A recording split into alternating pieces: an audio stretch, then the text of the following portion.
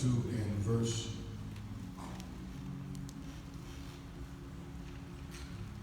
4. Thank you, Jesus. Verse 4. Amen. This is going to be the strangest Easter Sunday pastoral text you've probably heard in a long time, if ever. I don't write the news, I just report it. For if God spared not the angels that sinned, angels sinned, but cast them down to hell and delivered them into chains of darkness to be reserved unto judgment, and spared not the whole world, but saved Noah, the eighth person, the preacher of righteousness, bringing in the flood upon the world of the ungodly. Verse 8, for that righteous man dwelling among them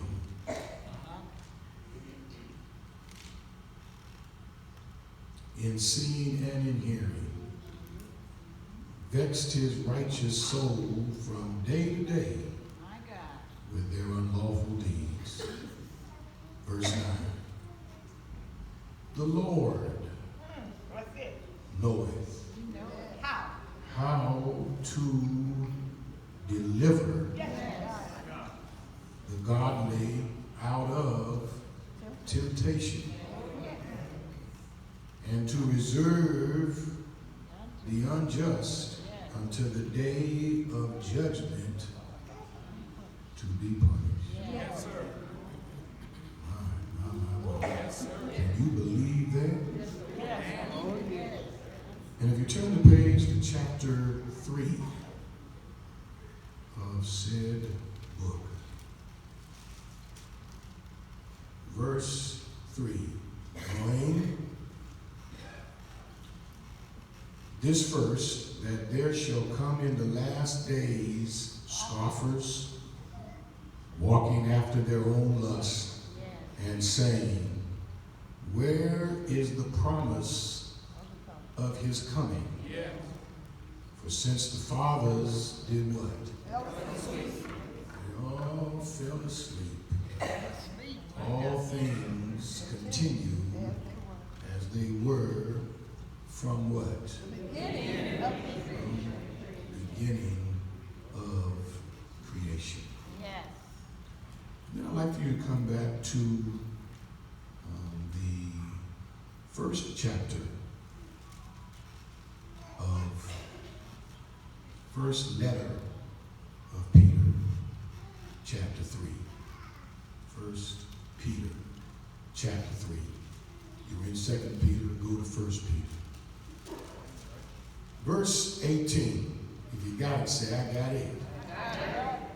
For who? Christ also hath once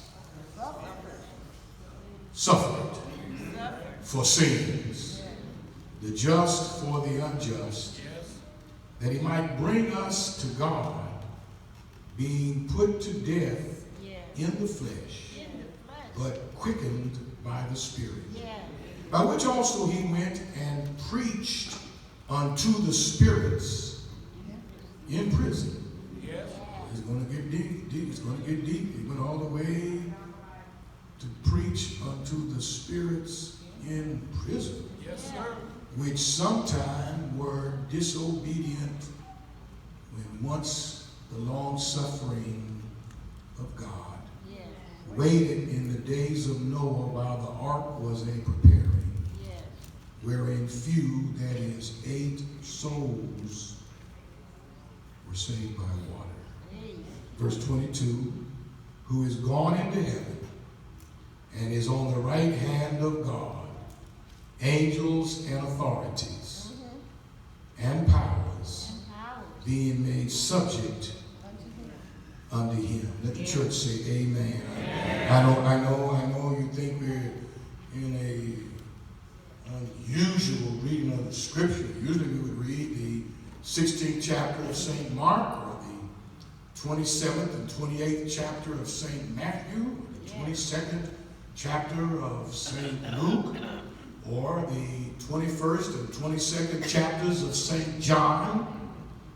What kind of a scripture is this for a day like this? Talking about the underworld and the netherworld and spirits in prison and spirits that are from another era. What are you talking about reading something like this? You know, most of you are clear on what happened on Friday. Yes, sir. That was the day of the crucifixion. Yes. And we're all here because we know what happened on Sunday. Yes, sir. That was the day of the resurrection. But what is almost as important is what happened on Saturday. I won't be able to cover all of that because there never was a Saturday like that Saturday. There never will be another Saturday like that Saturday. And we get all of the glorious details of what happened on what we call Good Friday. Yes. Now, the scriptures don't call it Good Friday. That's just a term that we have used to sum up in 2 words how good things turned out for us and how bad they turned out for Jesus. Amen. But it took his pain for us to have our healing. Amen. Took his darkness for us to have light. Yeah. Took his sacrifice for us to be delivered. Yeah. It took his goodness for us to be cured of our sinfulness. It actually took his death Yeah. for us to ever have life. Yes, sir. And you ought to say, thank God for Good Friday. Thank God. Thank God. And of course, there would be no resurrection had there not been first a crucifixion. But something happened between Friday and Sunday. That's the most uneventful day of the Holy Week. We already know on Palm Sunday, Jesus rode in to the city on a donkey. Palms were cut down and they sang Hosanna to the King. That was one day. Then after that, he went in and cleansed the temple, cleaned the church up, turned the tables over, stopped all the rip-off, got rid of all of the false doctrine and false practice, all of the games that were being played in his house. And that might have happened on Sunday evening or Monday. On Tuesday, he spent the whole day in a small group last-minute conference with his disciples. Wednesday, he took the day off. Thursday, he had the Passover meal and broke the bread and gave them the wine and explained to them life's about to change. And he went from the Last Supper unto the Mount of Olives and then to Gethsemane where he was betrayed. That's on Thursday. So you know what happened on Sunday, and then Monday, and then Tuesday, and then Wednesday, and then Thursday, and then Friday. But we don't have many details about what happened on Saturday until you dig a little deeper. And what we find is on Saturday is the day Jesus went to hell. Yes, sir. He didn't deserve to go to hell. He didn't qualify to go to hell. He was not guilty of anything that would cause him to even go near to hell. Yes. You're right. And this is such a special topic, most people don't even allow their mind to imagine. Somebody so holy, someone so powerful, someone so innocent, someone so divine. Lord help me. someone with so much glory doing that. But if he could die for you, he could also take the punishment for you. He didn't get on the cross because he deserved to be on the cross.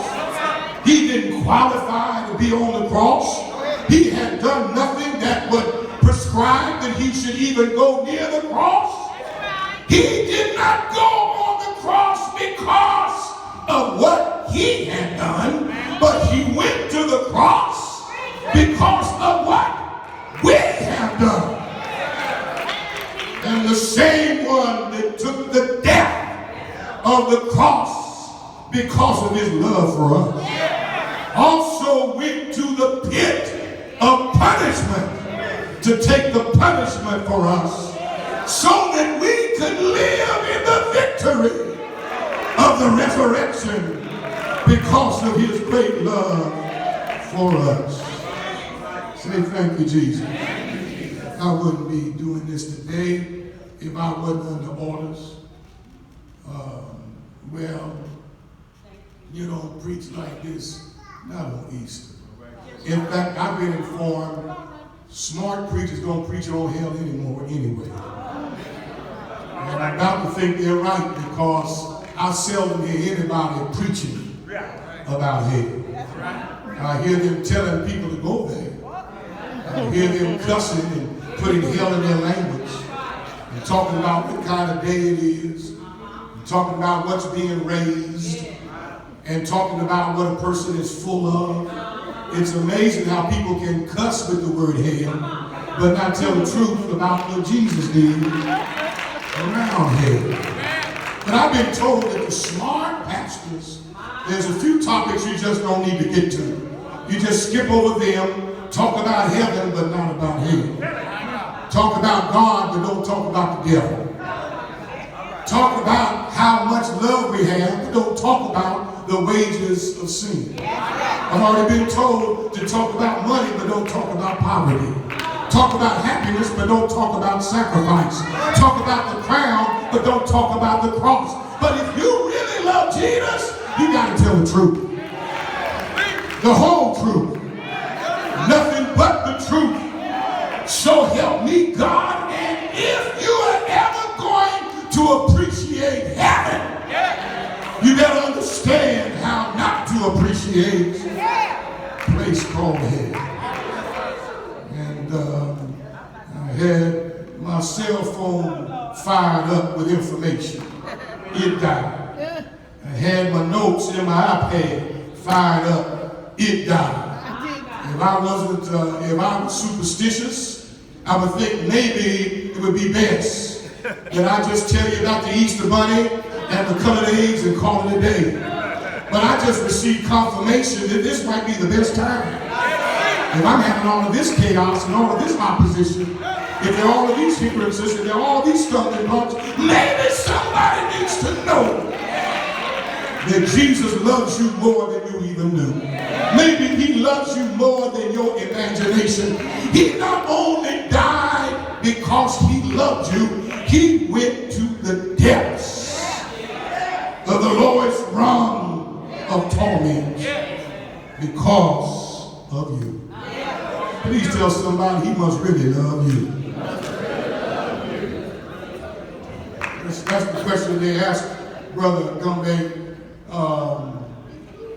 If you go into the armed forces, are you willing to die for your country? Yes, sir.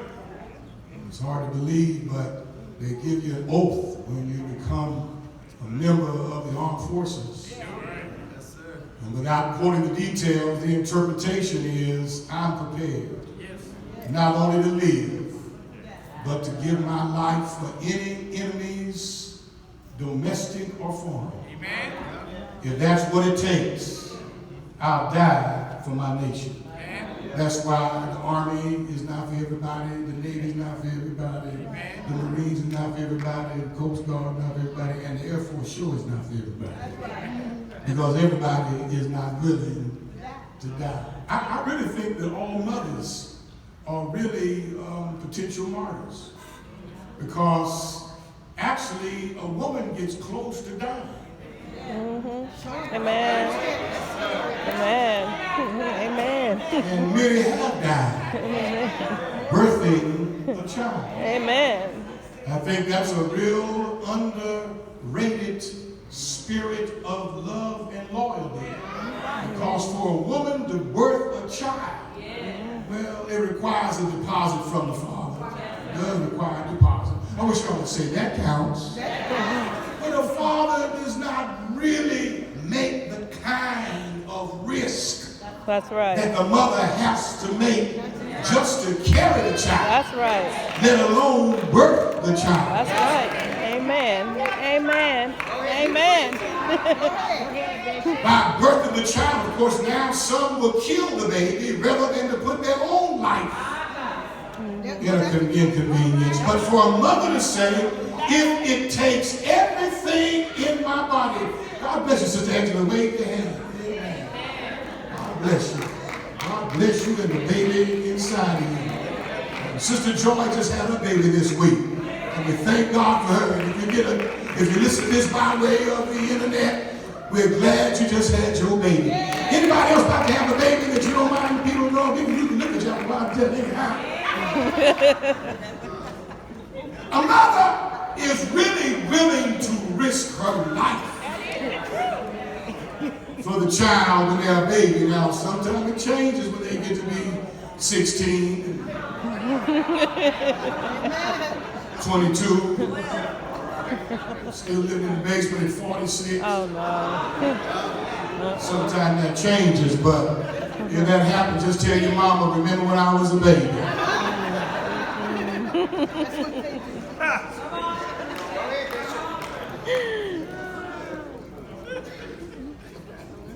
That's my parents' sister, daughter over there, my sister. Wave your hand, Julie. And that's my parents' daughter back there. Wave your hand, Crystal. I don't know if it came down to it and it was me or them, if they would take a bullet for me. I don't know. I think it kind of depends on what day it is.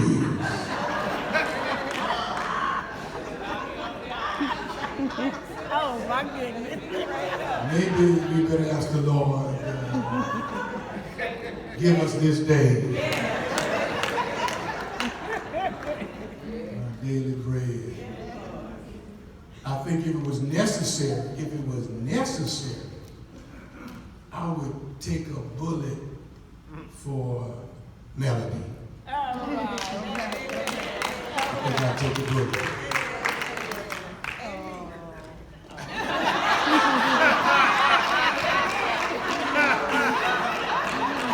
And if I want to have an Easter dinner this afternoon, and of course for my lovely wife. Of course, why don't y'all say, of course. I would prefer just to wrestle the gun out of the man's hand. Look around those on your road and see if you see anybody that you think would die for you. Drink the poison for you. Donate their brain for you. You see anybody near you that you think would?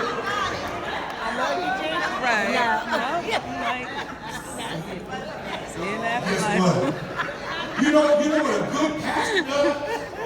The Bible says, Jesus said, I am the good shepherd. And a good shepherd will give his life for his sheep. Now, it would take all of y'all combined, one bullet for the whole church. I would take that one bullet, but after that, you're on your own. Husbands. Yeah. Husbands. Yes, sir. Love your wives. Yes, sir. I'm looking for it to say, and wives do the same thing for your husband. But the Holy Ghost didn't put that in there. Maybe because he knew that wouldn't work anyhow. He said, husband, love your wife. Now, but he didn't say let him hit you upside the head, pop you upside on the shoulder, and pour hot grits on you in the shower. But it did say love your wife. as Christ also loved the church and gave himself for it. So a real Christ-following husband is prepared, if necessary, to die for his wife. Of course, many of them would be satisfied if he would just make a living for them. They're dying, work himself out. That means a lot for somebody to be willing to die for you. That's a lot of love. I mean, really dying. I'm talking about the end of life on earth as we know it. And some deaths are slow and painful. They all are not quick and painless. But to take whatever long, drawn out, excruciating death for another person, that requires a great amount of love. But can I tell you what costs more love? To go to hell for somebody. No husband can do that for a wife. No mother can do that for a child. No father can do that for a daughter. No friend can do that for a friend. No pastor can do that for a sheep. There's only one person that could go to the worst of all punishments for you, and his name is Jesus. And if you know him, you ought to say, I know him. What's all this hell in the Bible? Matthew 25:14 says, Jesus said, depart from me, ye cursed ones, and enter into the place that has been prepared for Satan and his angels. Maybe I should just remind you that there is a place called hell, but it was never made for human habitation. Yes, hell was made by the one who made heaven, but it was never made for a man. No woman, no child. Hell was made as the permanent, disposable location for Satan. It's there to be the permanent holding tank for the murderer of all murderers. For the one to end the work of the thief of all thievery. To end the one who is the source of all hatred. The one that is the source of all evil, all wickedness, known and unknown. Hell was not made for you or anybody else. It was made for Satan and all the demons. However, once a person gets so far from the love of God, they will find themselves headed on a course they never should have been. Anybody that goes to hell is hell, number one, because they don't belong there anyway. Of course, you don't belong being addicted. You don't belong being deceived. You don't belong being confused. You don't belong being a liar. You don't belong being prayerless. You don't belong being cold-hearted. You don't belong being a child molester. You don't belong being a wife stealer. You don't belong being a thief. You don't belong being a lowlife. You don't belong having the will of God. But the wages of sin is not what you ever should have had. It's death. So there is a place that humans were never intended to be. Matthew 5:22 says there is the danger of hellfire. Anybody that gets so loose that they treat people as non-humans. If you call your brother thou fool, Jesus said you've just moved into the danger zone. It's not just saying F-O-O-L, but when you treat a person as if they are without a soul, as if they don't have any value, as if God had no concern for their life, you treat them as if they are less than a divine creation, you are on the risk of going where you were never intended to go. Matthew 16 and 18 refers to the gates of hell. Upon this rock I'll build my church, and the gates of hell shall not prevail. Can you hear me? Which means there's an entry point. There is a point of access. And the gates of hell will never be able to weaken the power of God's church. Say yes. Believers are safe. Blood-washed persons are immune. Children of the Most High God have been secured in the covenant. Those that have been baptized and filled with the Holy Ghost, they are not at risk as long as you are covered by the blood. The gates of hell cannot open for you.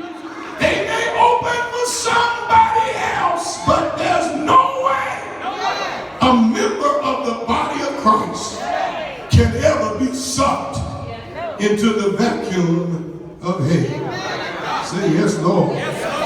Then of course, Mark 9:43 tells us hell has unquenchable fire. It never stops being painful. There's no comfort there. Where the fire is not quenched, where the worm dieth not, the nagging, the corrosion, the bit by bit, piece by piece, biting away is never ended. The fire of brimstone causes a choking, exasperating sensation. There's never any comfort. It's just you're always fighting for your last breath. Yeah, you're not just in a sleep where you are not aware of your surroundings. Your memory is working. So much so that in Luke 16 and 23, Lazarus says, this is bad. I wish someone could just dip their finger in some water and cool my scorching tongue. So you feel pain, but it can never subside. It's like being in a bottomless pit and you never stop falling.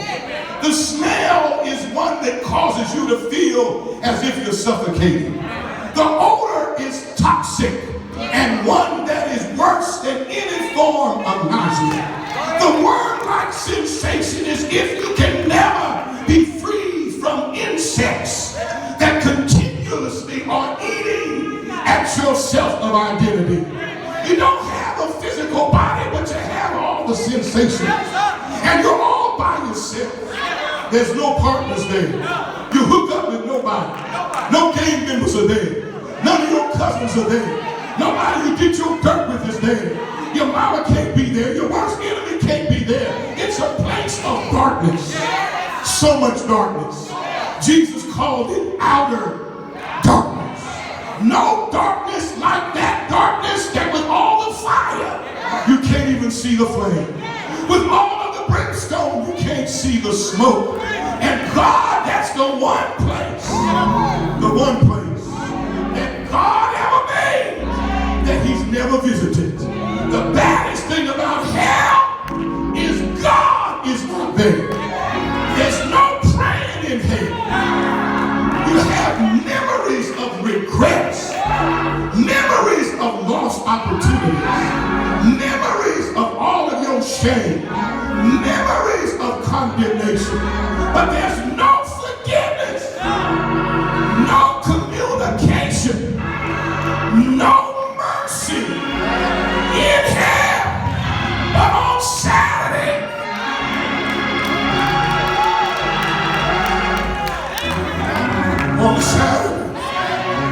Jesus, and he told me not to preach today. I'm supposed to take it easy. I got a few physical limitations that I'm not liberty to disclose. But I think God gave me some strength today. And it sure gave me a double determination to let you know that hell is real, but the love of God is more real. Hell is dark, but God's grace is full of light. Hell smells terrible, but heaven is full of the rose of Sharon. Hell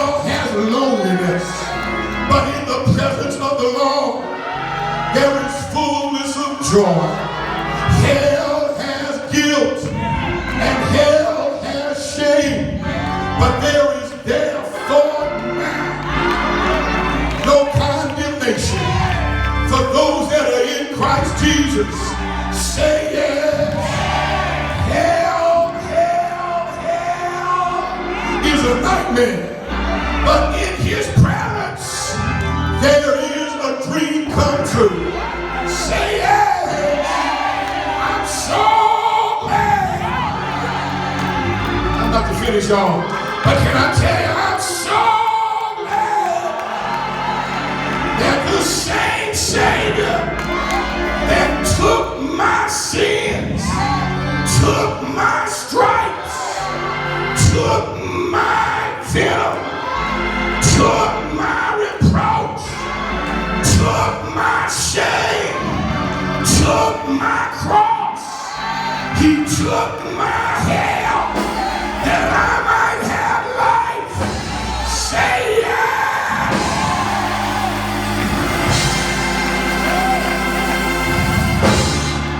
They said it's over. They said there is the point of no return. And about 11 years ago, they wrote him off. They said he's already had elbow surgery. He's had neck surgery. He had Achilles heel surgery. 4 back surgeries. The last one was a spinal fuse. He's finished. They said after his marriage failed and his wife got all the money, she thought. They said after his father died and he had no one to give him counsel, they said after he went into therapy, because they said he had anger issues and he was arrested with a DUI, they said he'll never win again, he'll never play again, he'll never be respected again. But something happened to the tiger. And last Sunday, after we got out of church, last Sunday, after we had our lunch, last Sunday, while some of y'all were running late to get back to night service, the tiger went down to Augusta, Georgia, and on the 18th hole, on the final hole, he had running in his feet. The tiger had clapping in his hands. He used to cuss so bad, they'd have to turn the mics off. He said, I'm not cussing, not today. Bring my green jacket, put it on my shoulder. Where is my mama? Mama, I'm back. Where's my son? Where's my daughter?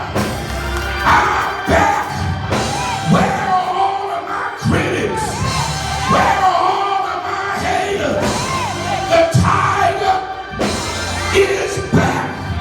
And I'm here to tell you, if the Tiger Woods can come back, there's a greater one than the tiger. The greatest is the Lamb.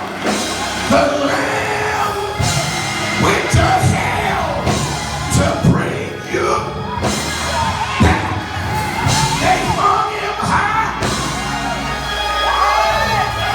They stretched him wide. He dropped his head. For me he died. That's love. Love.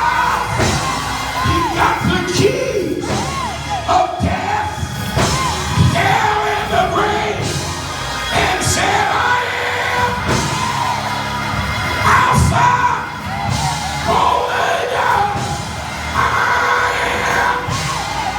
first, the last. I have all power. All power. Jump on your feet and say all power. In heaven, in earth, is in my hand. You're back. And if Jesus can come back from the pit of hell, he'll bring you back from the pit of sin. Say it. Say it.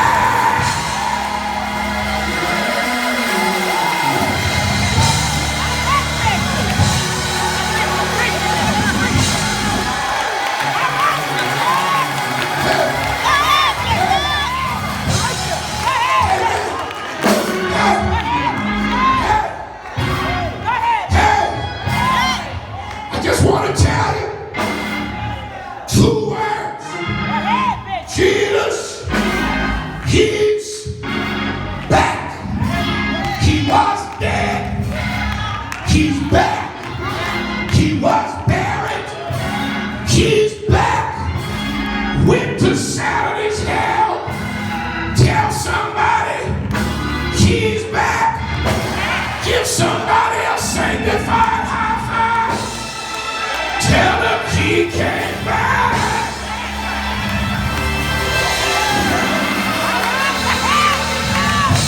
Did he come back? Living in nothing.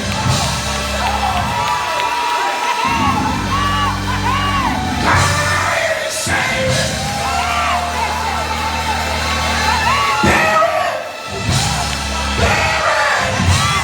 He carried my sins far away. But every Sunday, rising.